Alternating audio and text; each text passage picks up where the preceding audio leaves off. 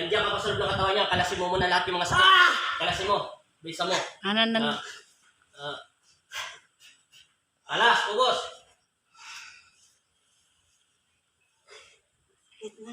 Ubos.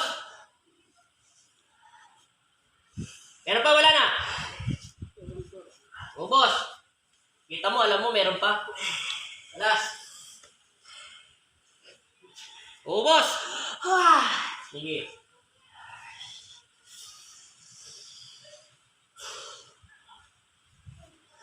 Ano ka, baboy? Sa pangalan ni Jesus. Ha? Hindi mo alam. Sige, kalas. Hindi mo alam. Sige, kalas. Kalas na kalas.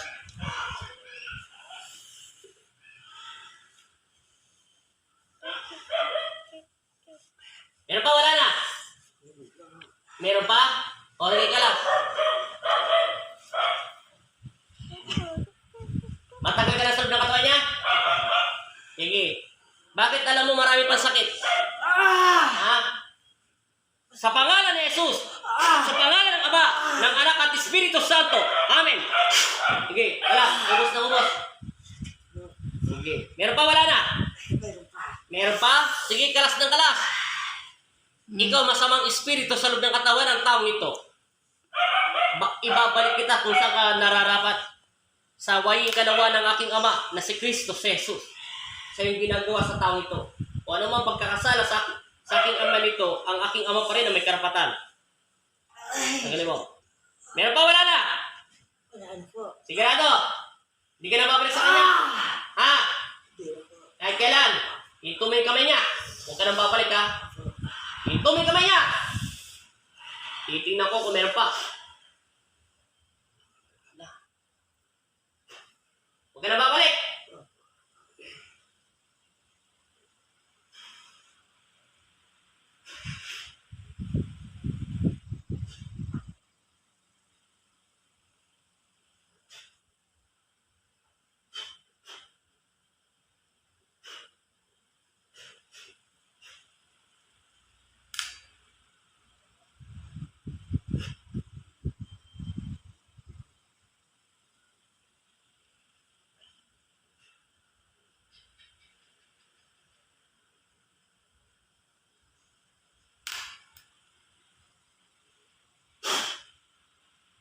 Dila.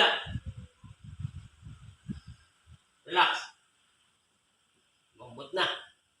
May kunti lang ang konting tanong sa'yo. May nakita ka liwanag o madilim? Eh, bahala. Ay, di ko alam. Kung meron ka lang nakita at natatandaan. Madilim? Saan yung madilim? Nakita mo na siya?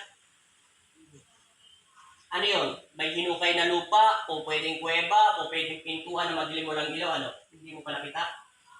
Hindi ka pa napadpad doon? Hindi ka pa napapadpad sa ganong kadiliman? May kumukuha sa'yo ng masamang espiritu.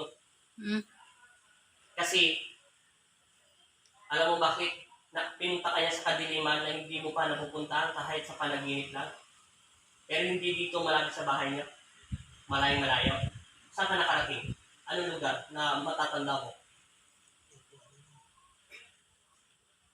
Anong nangyayari sa'yo?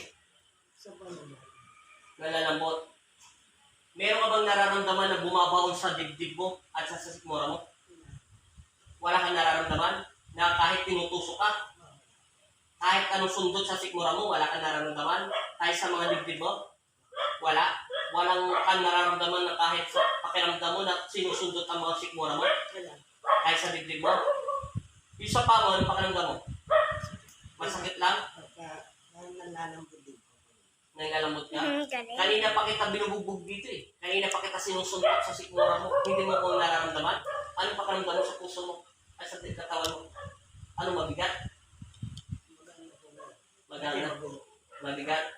Nasa kadiliman ka? Yun lang. Lagi ka magdasal at manalig at manampalataya. Kaya hindi gumagaling yung mga sakit mo. Ilang taon na yan? Ito po, yun na po 5 years. 5 years. Gagaling na ngayon yan. Kasi tinanggal ka sa kadiliman ng Panginoon Kristo. Wala ka nakitang maliwanag or madilim lang. Okay na, alam ko na. Mabuti po, hindi na niya nasama. Hindi yung masasama basta't nakadikit sa kanya yung stick. Ah, Hindi siya madudukot kasi liwanag yun eh. mm. Yun lang ang naalala mo.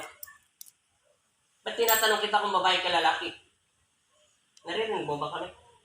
Opo. Okay lang yan. Nasa kadiliman ka. Hindi pa siya kinukuha.